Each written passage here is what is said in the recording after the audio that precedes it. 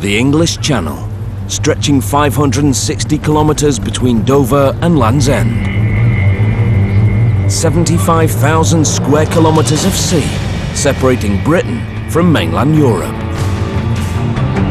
1 billion tonnes of marine traffic each year.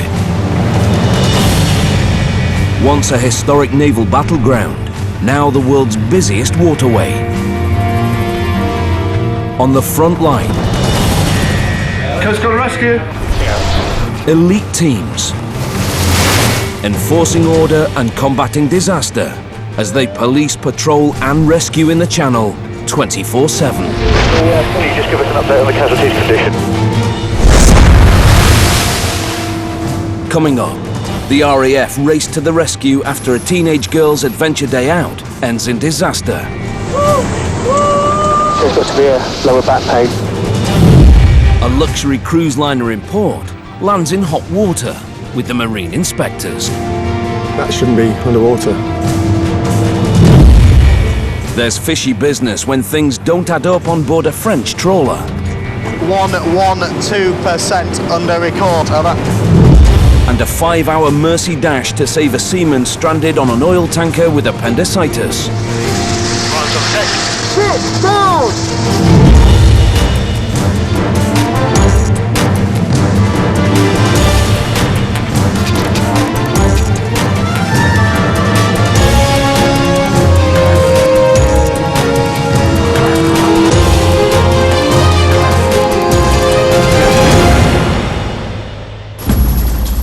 Royal Marine Base Chivenor is one of 6 RAF search and rescue bases in the UK on standby 24/7, dealing with civilian emergencies. They've just received a call to attend the scene of an accident on the Pembroke coast. Winchman Ryan Thomas was preparing for a routine training day, but it's about to turn into a full-on cliff rescue. Just getting ready to go out and do some wet training, which means water work, and the call just came in for a coast steerer, which is people who do a bit of cliff jumping into the water and that kind of thing, and apparently a woman's fallen a height onto rocks. It's at David's Head, about 40 minutes transit. That's just up the tempo. 322 is your heading. 107 knots at 1,500 feet. Roger.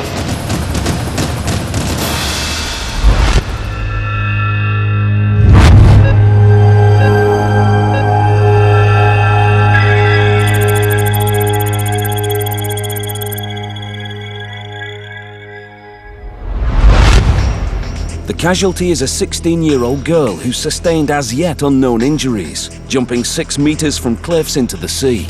St David's, I'll be on scene, over. St David's RNLI are already on the scene. 2 of their lifeboat crew have swum ashore to give the casualty first aid. The best recovery will be via airlifting. This is St David's, I'll be, roger, understood. I expect you'll probably get to do this one, Taff. 25-year-old Flight Officer Christian Taff Wilkins, after 6 years of training, is finally in the hot seat as pilot. This will be my first cliff winch. We do an exceptional amount of training. When you actually get a call out and you're lucky enough to be in the right seat, it is a good experience. You're my hero, Taff. I've got every faith in him. I'm sure he's going to do a good job. Everybody's got to start somewhere. Let's have an update of the situation, please. Her position currently is on a small outcrop of rock, approximately 15 feet above the water.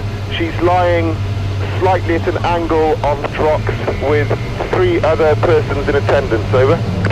St David's Head is a popular location for adventure sports, but it's also been the site of numerous accidents. They're about 15 feet above the sea, and there are Coast Guards and lifeboat in attendance. Seasoned winchman and paramedic Ryan Thomas will carry out the actual rescue. He's served in Afghanistan, rescuing casualties from the front line. Casualties fallen a certain height, we don't know at the moment, into water cleanly, portraying tingling in the extremities, especially your feet, and it's obviously a suspect spinal injury, looking to immobilise, stabilise and extract. I'll come in looking at about 100 feet and I'll send up by that inland at 12 o'clock and then move in as required. Visual casualty, 3 o'clock. As Rescue 169 reach St David's Head, they quickly make visual contact with the injured girl. Your directions, guys. I'd like to move straight back to the top of the headland. We'll deploy Ryan over there so we can commit to that area. Or just cliff walk him down, placement of the sliders. Roger, happy. The only way for Ryan to get to the casualty is to do a cliff walk, where he'll be gradually winched down while negotiating the hazardous rocks. Okay, commit now to your 3 o'clock, Roger. Rescue 169 prepare for the challenging cliff extraction.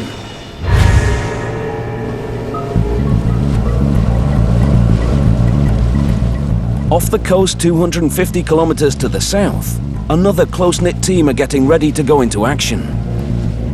The mighty 1,700-ton Navy warship HMS 7 is out on patrol in the English Channel.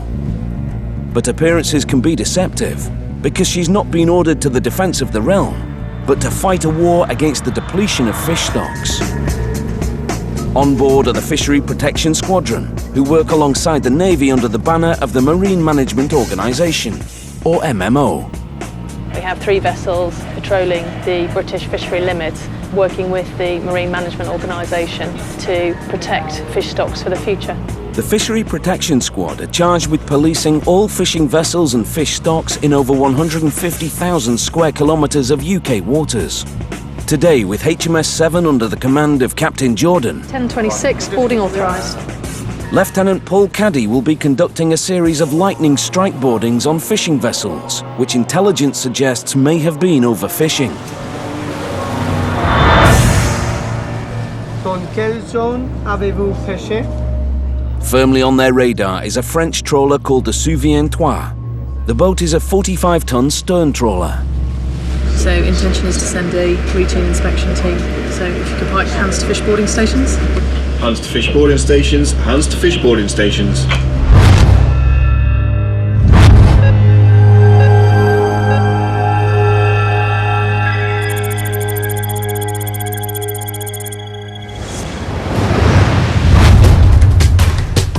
Lieutenant Paul Caddy musters his boarding officers on deck. We're just about to go and try again to board a French fishing vessel called the Souviens-toi. We took a look at her last week. At the time we couldn't get on her because her boarding ladder is actually illegal and it is unsafe.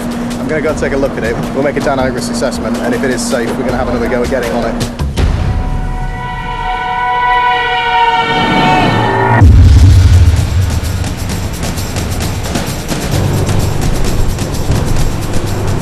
It's a different ladder.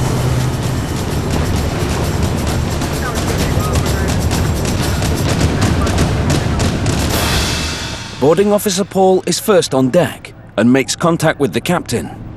Est-ce que c'est éviscéré? Éviscéré. It's all about bit of GCSE French, bit of GCSE maths, you name it.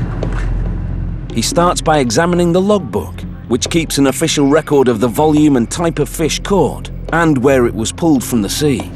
He heads below deck to inspect the catch and to find out if the captain's figures tally up. First up, monkfish. Est-ce que je peux regarder la pointe de cette espèce aussi? One of the crew hands begins unloading the fish for the boarding party to weigh. Oh, he's fresh. I think he's wriggling. Horrible fish. Tastes all right though. Let's see. There we go. 20. Bang. There's 135.68 kilograms of fish in there. In the logbook, I could be wrong, but I'm fairly sure he wrote down that he had 50 kilograms. I'm going to check that. If he did have 50 kilograms in there, that's going to be a fairly big problem for him.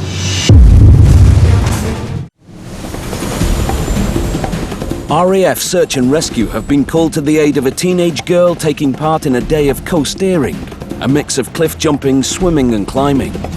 She's been injured jumping into the sea and now has back pain and tingling in her legs, which could mean a spinal injury. Okay, commit now to your 3 o'clock, Roger. Taff has to keep hovering at a safe height above the cliffs. It's a difficult manoeuvre. Just a small wall we're over now, Roger. It's his skills which will keep the risks of the challenging cliff walk to a minimum. Right 3, right 2, 1. Steady, you happy there? Happy. Right, that's good, check's good through here. Roger, made some manoeuvre. Ryan will walk down the cliff side attached to the winch. If he were lowered straight to the casualty, he would run the risk of his winch line swinging him back into the cliff face. Right, clear to move forward to the cliff edge initially, Taff. Roger. Forward 5 and right. 2 and right. 1. Okay, you happy to height left, tap the flyway? Happy. Okay, continue to this right then. Right side, cliff walking. Forward 3 and right. The downdraft from the helicopter doesn't make negotiating the jagged cliff face any easier. Your height's good. Right side where he is. Tail's clear. Okay, up we go mate, let's get in fast on with downwash. With his feet on the ground, Ryan sets about assessing the casualty, 16-year-old Sean Davies. Sean, do you have any pain? Yeah, my Back is hurting. All right. back. Oh, don't worry. Relax. Look, if you're brave enough to go coast here and you're braver than me, don't worry about a thing. We're going to look after you all the way, all right? Guys, can you hear me on Polycon? Yes, right, down and clear. She's got severe lower back pain. What I would like to do is get the stretcher in the entrance, please. Once again, Taff has to hover to deliver the stretcher. Right, your height's good. Reaching out. But the helicopter's creating a dangerous rotor downwash. It almost knocks Ryan off the rocks. We're struggling. Steady for a moment. And the stretcher nearly does the same. Manoeuvre to fire Taff, please.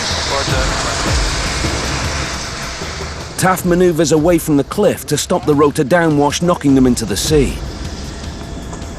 With a potential back injury, Sean must be kept immobilised and lie flat at all times. Okay, 3, 2, 1, lift. It's a precarious scramble up the rocks to get her into the stretcher. Okay, that's it. I'm in. Good work, guys. Hot day, innit? Must be hot in all that gear. Tell me about it. Ryan, ready for lift. Roger. Take your time, Taff. So hopefully the casualty is now secured in the stretcher. We're just going to reposition, ready to pick him up. Where do you want to go for recovery? Up to the cliff top or straight away forward? Lovely. Ryan's indicated it's safer to winch the stretcher away from the cliff. Height good. Hook to hand, steady, height good. Stretcher secure, taking a strain.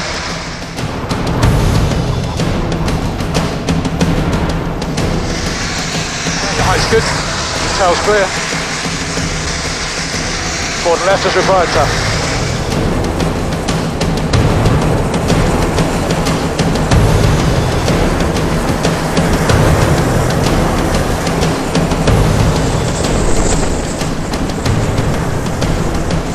Hoist to pilot, which out. Sean. Once on board, Ryan monitors Sean's heart rate and tops up the pain relief. She's been doxed up on Entonox. Pulse has come down somewhat. Yeah, 100 now. You know, it's 145 down there. I was worried. The crew are heading straight for the emergency room at Swansea's Morriston Hospital. And if there is any underlying injury, they'll find it, deal with it. All we're doing at the moment is maintaining a safe, secure, straight platform for transit to the doctor, hopefully, that can analyse it and put it right. It was just really hard work, especially when the stretcher delivery nearly knocked me in the organ. Did you see it? Yeah. Yeah, I was like, whoop. I thought, I'm going to get wet. As they land at the hospital, it won't be long before Sean's injuries will be assessed. Smashing. The handover's complete. She's in there with the doctors now, checking out her back and everything. But she's in the best place now for them to readily rectify. It's been a well-executed rescue for the crew. And for 25-year-old Taff, it's the end of his first cliff winch. Yeah, it is a pride, but you don't really think about it as you go along. You're just constantly concentrating on what you're doing at the time and just thinking how you can do it better.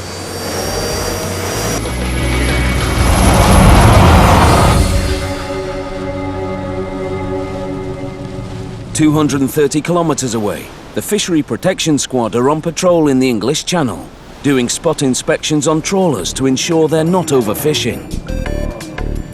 A French fishing vessel called the Souviens-toi has caught their attention, and an inspection of the weight of the monkfish catch has revealed a discrepancy. There's 135.68 kilograms of fish in there. In the logbook, I could be wrong, but I'm fairly sure he wrote down that he had 50 kilograms. I'm going to check that.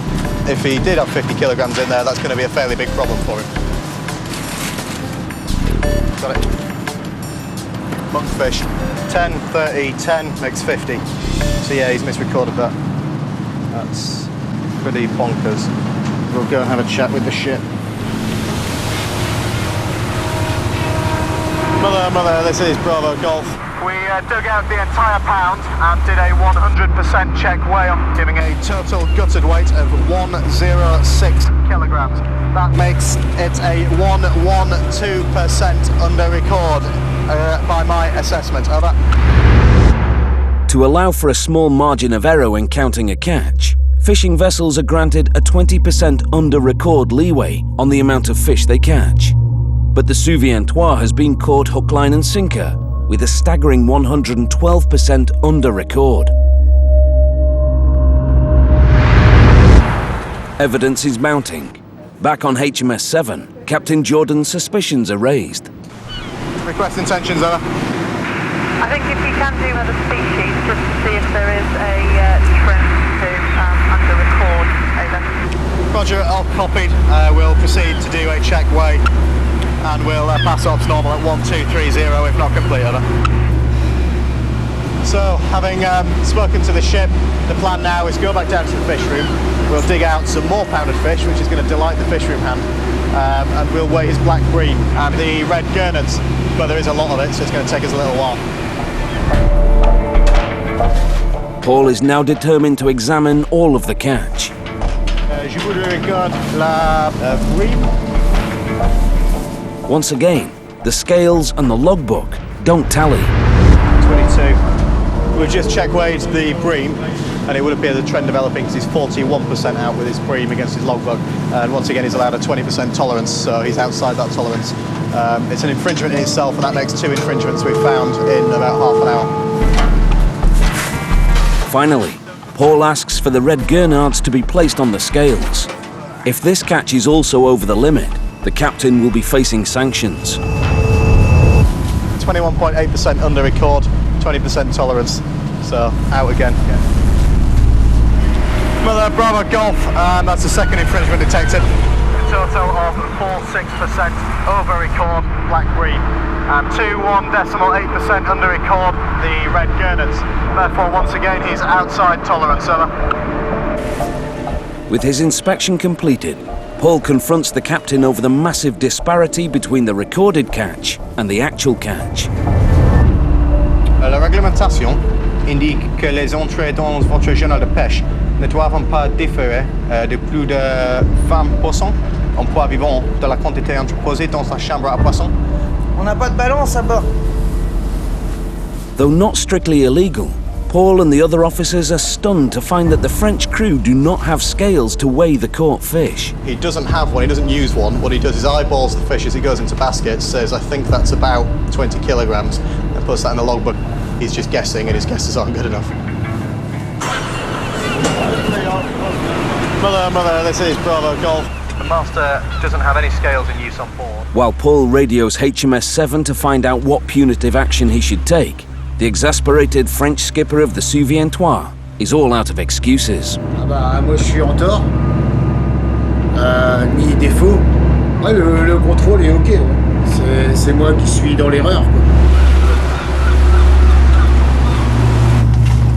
Alors, patron, ceci est un avertissement officiel indiquant que vous avez manqué de remplir correctement votre journal de pêche. This time, the captain's received a caution. If he carries on underestimating his catch, he could face prosecution. Paul and his crew head back to HMS 7 for a debriefing with Captain Jordan. MMO were quite keen to establish whether they were fishing or not. Passed all the information back to them. It'll go on his record. So well done for doing that. Thanks, Mum. From now on, whenever the Souviens-toi is in UK waters, the MMO will be keeping a close eye on its activities.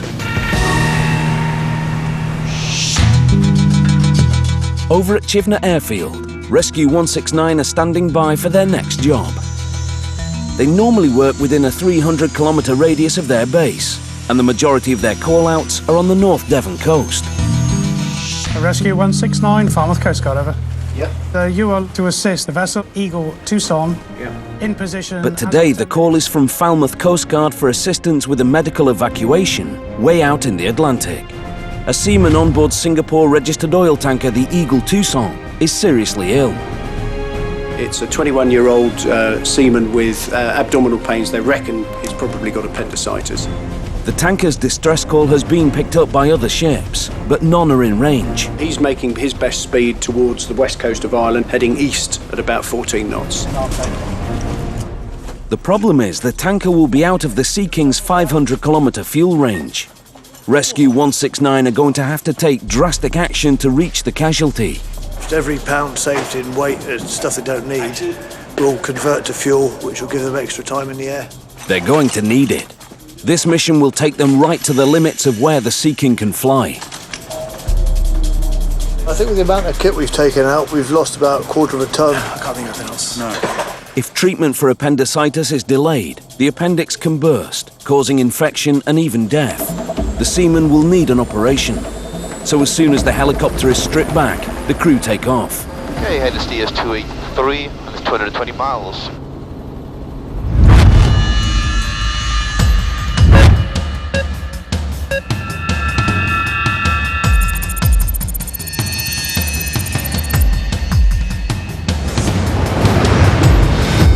"25-year-old Taff Wilkins has successfully completed his first cliff winch as pilot, but now he's back as co-pilot for this challenging evacuation at sea. Do you want me to do fuel burn on the way there? We'll keep an eye on the fuel. I'll write it down, write it down. It's his job to make absolutely certain they've got enough fuel for their long journey. We have got 4,000 pounds of fuel. Rescue 169. I have the latest position if you're ready to copy over.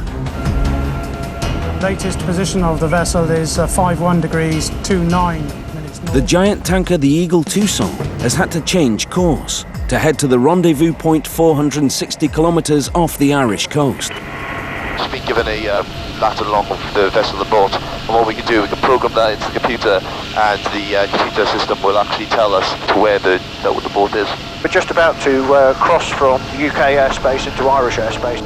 The helicopter has got to refuel in the Irish village of Castletownbere.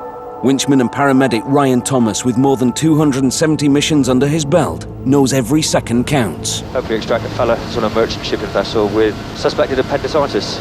And the ship's doctor is now we're going to get a bit worried about because the pains have increased today. As they approach Castletownbere, they're just halfway into their journey. Pretty spectacular views. It's pretty awesome, isn't it? What they don't know is they're heading for a cloud of volcanic ash.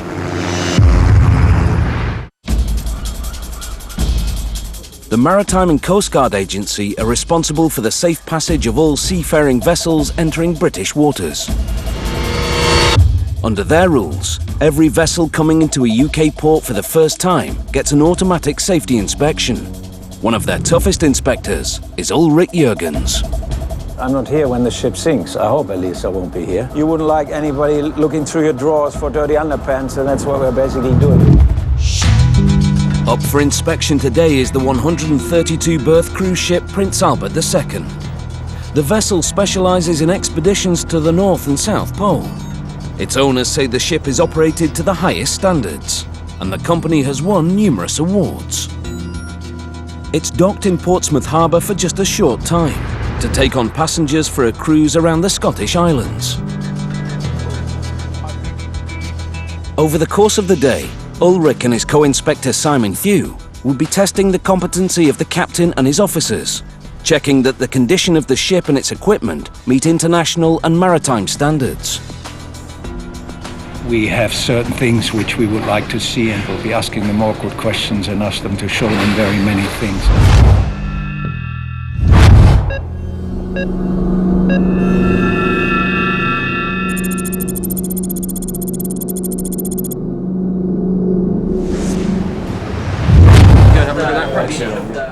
The first part of the inspection is a fire drill. Simon starts by investigating the areas on board which pose a particular fire hazard. Morning. How are you? Very well, thank you. Yourself? Very good. Go on, come through. The galley area is a very high-risk area. There are lots of heat sources in here. There's lots of people working in here as well. So this was serviced in April 2010. It doesn't look too bad.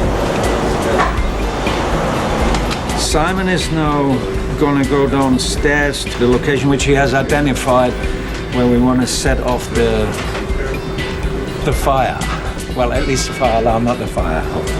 And one of us will then be on the bridge observing how the management of the whole safety operation is carried out. In here we got server racks and that sort of thing, which obviously is generating a lot of heat. So this would be quite a good place. Simon's established the location where the imagined fire will start. The fire drill can now commence. Where does the fire alarm come on? Is that the... Yes. Okay. Acceleration deck, Vector TV studio room. Medical team to bridge. Medical team reporting. The fire is going on there on inside the broadcast center, and you're preparing everything for sending simulation, of course. Okay. When we are observing one of these drills, then we just try to get an overall impression of what they're doing. So far, I have a very positive impression here. Attention, attention, attention. Proceed to deck 6. Ulrich's up on deck 6 with the crew to monitor the evacuation procedures. The crewman who is temporarily in charge is having some problems. What are you going to do then? I'm going to report to the bridge. How are you going to report to the bridge? By the radio. Do you have a radio? Yes, I have. He has a radio. You don't have a radio. So why don't you have a radio? As Ulrich sorts out some communication problems, Simon's facing a long wait for the launch of the life rafts. Yeah, the life raft itself has been packed a little bit too tight.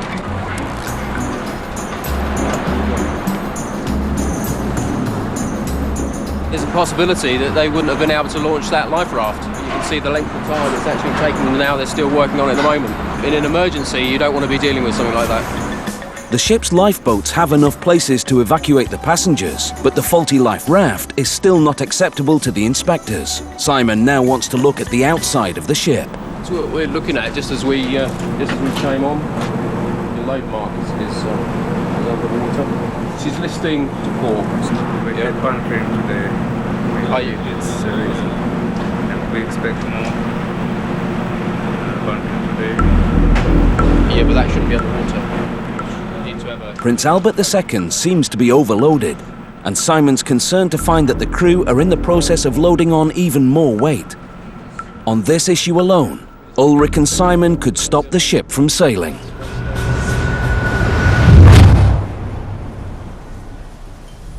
"630 kilometers away on the west coast of Ireland, Rescue 169 are about to head off into the Atlantic. The Sea King's been refueled to its maximum capacity. It's about to embark on the second leg of its journey to rescue a young crew member with appendicitis off an oil tanker in the Atlantic Ocean. 95, that's good. If treatment is delayed, the appendix could burst, causing infection and even death. The only people who can get to him are Rescue 169. The Eagle Tucson is sailing at full speed in their direction to make sure the casualty is airlifted to hospital as quickly as possible. But it still means a rendezvous point right at the limits of the Sea King's range. Okay, so I just confirm it's 5129.80 north, 017. On the side of the screen to the right, you see the extreme southwest tip of Ireland. You see our heading and our track across the screen to a waypoint with the vessel moving towards us. They're getting regular updates on the Eagle Tucson's position from the Maritime and Coast Guard Agency's reconnaissance aircraft. Call sign 406. Rescue 406, Rescue 406 is Rescue 169, over. We have an aircraft from the UK that comes out to provide us with a bit of safety cover, and he'll do some liaison between us and the boat. Rescue 169, go ahead. Updated position of target vessel at 1935 Zulu, 51170, speed 14, over. But the next piece of news from Rescue 406 is not good. We've had reports of volcanic ash west of Ireland to about, over. Yeah, Rescue 169, roger that. Just had a call through from the Rescue 406, which is the top cover. I just warned us about the fact that there's going to be ash out to the west of Ireland. Even for helicopters flying at low level, ash can cause a problem if it enters their engines. The RAF has cancelled their non-emergency and training flights during the ash cloud threat from the Icelandic volcano. And we've been given permission to operate within volcanic ash areas. We're happy to continue at the moment, but it's just something we'll monitor. And with volcanic ash, the main thing to concentrate on really is just monitoring your temperatures and pressures and seeing if it does have an effect on the engine. This emergency flight will carry on, for the moment at least. You can smell fuel in the air at the moment. Now the crew are facing another problem. We've got a slight leak of fuel coming through one of the floor seals. Fuel tanks for the aircraft split into two groups.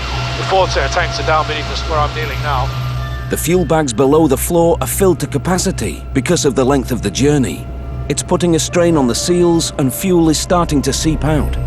Just don't smoke, you'll be alright. Yeah. Jokes aside, it's a situation they must carefully monitor. So we'll keep an eye on it, make sure it's not serious. They're now just 112 kilometers from the rendezvous point. A casualty update comes in from the reconnaissance plane. Rescue 169, this is Rescue 406. The casualty is currently in pain on the right-hand side of his stomach, and he is ready for this. Obviously you've got severe abdo pain. Not looking to do any medical procedures down the vessel, we haven't got time. Recover the casualty. Myself and Kaz in a double stroke back to the aircraft. Turn around, straight for home. Okie dokie. That's my plan. But in the cockpit, things are not going to plan. I'm just trying to sort this FPC out. Pilot John Evans has just discovered a fault in the helicopter's flight path control system. His gyro is faulty, the readings are corrupt. It is a bit of a problem. The gyro is the part of the flight control system which assists the pilot when hovering the aircraft. All the automatics make the aircraft easier to fly, particularly when you're working hard in a difficult situation. So it's going to be manual high control at the bottom. Yeah, that'd be fun, wouldn't it? We're going to be doing the winching in the dark. We ain't got it, so we'll have to man up and get on with it. Rescue 169 aren't experiencing the seamless flight they'd hoped for. Back in Portsmouth, things aren't going to plan either. Marine inspectors Ulrich Jürgens and Simon Few are carrying out a routine safety inspection on board the cruise ship Prince Albert II. And they're discovering that all is not entirely shipshape. Yes, I have. He has a radio, you don't have a radio. Yeah, but that shouldn't be underwater. Every ship has lines around its hull to show the level at which it should be sitting in the water. They're designed to prevent the ship getting overloaded and, worst case, becoming unstable. It's important because the ship calculates its stability directly from the drafts. If it's overloaded, then she's not going to be in a safe condition to sail. That's about roughly 425. We go to the midship mark now, please, on this side. This one's actually underwater. They appear to be slightly overloaded. This is something they keep a close eye out for. It can be extremely dangerous to sail an overloaded ship. She's slightly deeper at the aft end than she is at the forward end. She's up like that, slightly, which is the normal way that you'd operate the ship. The only problem at the moment is the fact that the load line marks midships are actually submerged. Simon needs to check out the ship's stability records before he can finally decide whether Prince Albert II is in breach of safety regulations. I'm now looking into the hours of rest of the crew members. They have to have a minimum number of hours of rest per day. Fatigue is a big issue in the shipping industry, as it's been shown to contribute significantly to accidents. So I have here the chief engineer. Have a look what the chief engineer did on the 20th of April. There seems to be some discrepancies with the chief engineer's recorded hours of rest. And when Ulrich questions the captain about his hours of rest, the captain admits he doesn't keep records. The master doesn't keep hours of rest, and the chief engineer's hours of rest have been falsified. We found a potentially rather disturbing evidence that they are not keeping records on essential timekeeping. That might indicate that a serious lapse of their safety management on board, but we have to investigate a bit further. More records appear, but Ulrich's still not convinced. So this is now your hours of rest record? Yeah? So the stuff. So how come that you tell me initially that you don't keep an hours of rest record? Actually, I'm the captain of the ship, or not? Means that Captain, I ask you. I have yes, please. Could you just answer the question. Because I don't. Why did you tell me initially? Because I don't have the record. I don't have the record. You didn't know that the staff captain was keeping hours of rest? No, I didn't know that because. You didn't know that, and you weren't concerned about that? The captain's hours of rest remains unclear, even with a new set of records produced. Ulrich continues to have his doubts. You've also got another problem. At the moment, I reckon it's about 104 tons. Overloaded? Too much overloaded, yeah. Simon's calculations confirm the ship is carrying more weight than current regulations permit. You're over your maximum freeboard mark by 8 centimetres. 8 centimetres. Yeah. Prince Albert II has been found to be overloaded, and it appears to Ulrich that some of the crew's hours have been incorrectly documented. These two issues are serious enough for Ulrich to refer to headquarters for a decision. No, he just said, yes, he has rest, but he's not keeping them. So, as far as I'm concerned, it's curtains at that stage. On top of that, the vessel appears to be 100 tons overloaded. There's a lot at stake. In just a few hours, passengers will be boarding, expecting to start their cruise of a lifetime. Yeah, no, thank you. Bye. And the captain is clearly extremely anxious not to fail this safety inspection. The record, I understand that is mistake, but if I can put a note, please.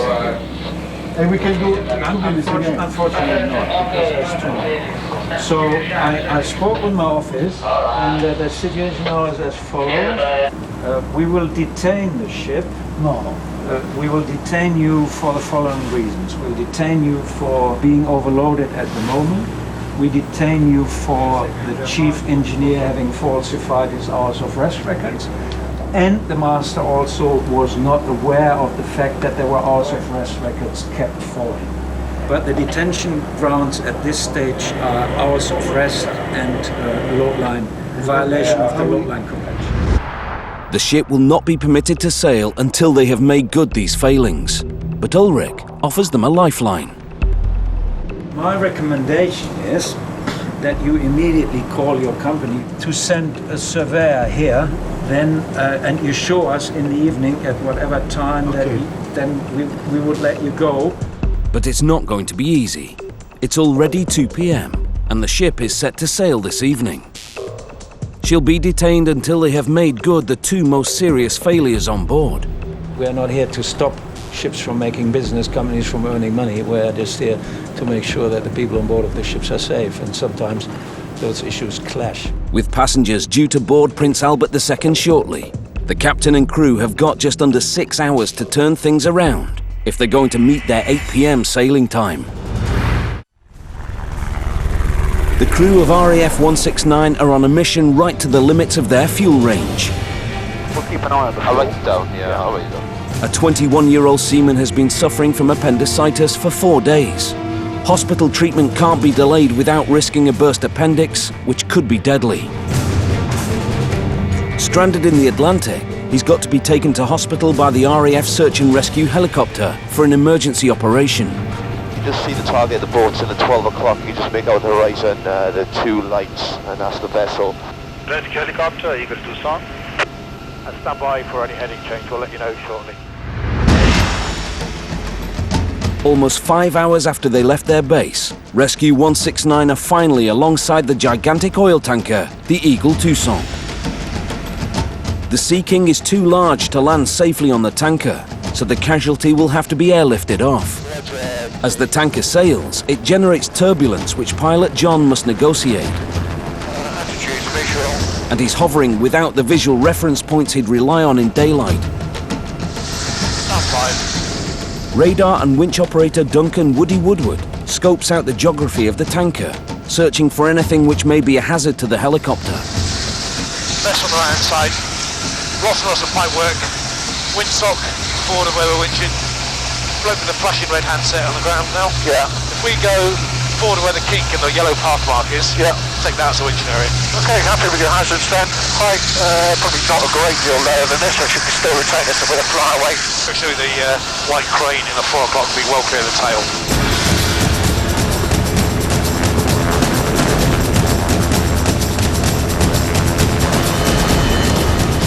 Steady, quite good. He's being lowered 30 meters to get to the deck below. Steady, quite good, clear. Where the seriously ill seaman is waiting to be airlifted. Ryan's on the deck. Move left. Hovering increases the helicopter's fuel burn. To save fuel, Ryan must get the casualty back into the Sea King before he starts emergency treatment on the journey back. Nice, good. Steady. Prepare for lift. That's clear. For the casualty, Jafar Saeed Imran, being lifted by harness is the quickest way back to the helicopter, but it's a painful experience.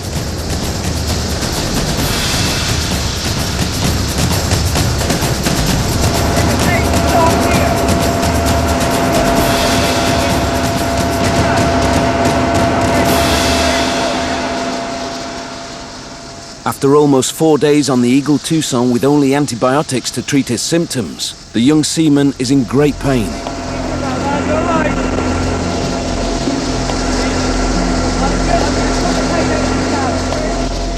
They're heading for Shannon Hospital in County Clare, where the staff will be prepared to carry out an emergency appendectomy.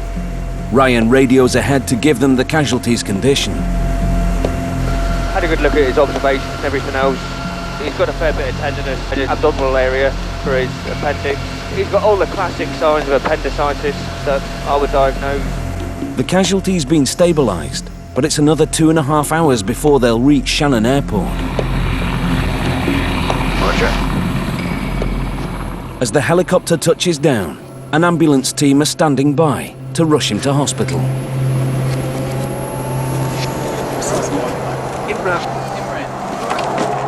For the crew of 169, it's a relief to be back on the ground and off duty for the rest of the night. It's been a lot of flying, with a fair way out. It's been a tiring long day, but pleasing. You know, made a difference today. This is where the old black and white is meant to be specially brewed, so I think I can just about manage one for hitting the hay. I'm looking forward to it. Brave enough to go coasting when you're braver than me. Sian Davies, the 16-year-old injured when she jumped into the sea on an adventure day out, suffered whiplash and bruised muscles, but no lasting spinal injuries. She intends to carry on taking part in adventure sports. On n'a pas de ballon, ça va. The French trawler captain, who was issued with a caution for seriously under-recording his catch, could face prosecution and a fine of up to £50,000 if he commits further logbook offences in UK waters. The managers and owners of Prince Albert II said that the safety of passengers and crew will always be treated as an absolute priority. The detention of the ship was not a matter taken in any way lightly, and immediate investigations were carried out and remedial action undertaken. They said the master and other senior officers' rest hours were above the minimum, but that these had been under-recorded. Having taken on fuel in Portsmouth, the owners said it became necessary to then transfer some of her ballast and wastewaters to correct the overloading. As a result, Prince Albert II finally sailed 4 hours later than planned. The owners have reviewed their internal inspection regime and processes to ensure there are no similar problems in the future. Next time, it's red alert for the RNLI in a dramatic nighttime channel rescue. Look, there's an art, Lieu, we need to get him off. I know we do. A desperate bid to save a 5-year-old boy and his father cut off by the tide. Can you come over here and grab in this? Do you want to get into there? And a day out at the beach ends in disaster. And he's complaining of neck pain. What I don't want to do is put him in a wheelchair.